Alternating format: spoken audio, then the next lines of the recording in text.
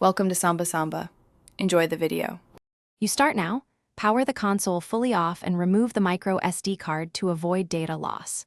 Use a tri-wing and Phillips #00 to open the back. Keep screws separated and labeled so reassembly is exact. Once the back is loose, peel the plastic shields gently with a spudger. You're exposing the ribbon and reader. You do this to prevent tearing the flex cable and to see whether the reader is clogged, bent, or has a loose connector that causes intermittent detection.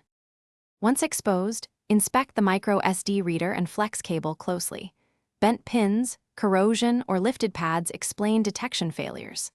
Clean contacts using 90% plus isopropyl and a lint-free swab. Blow debris out with compressed air, then test the card insertion mechanically to confirm smooth seating. If the socket is physically damaged, you'll replace the reader assembly or reflow broken solder joints. Make tiny heat pulses with a precision iron. Finish by carefully reseating the ribbon and shields, then close the case with screws in their original positions. Don't over-tighten.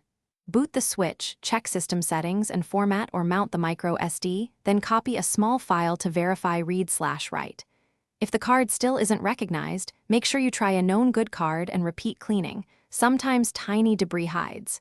If that fails, replace the reader module.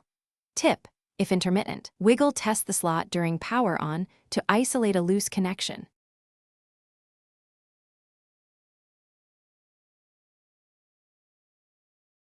Thanks for watching.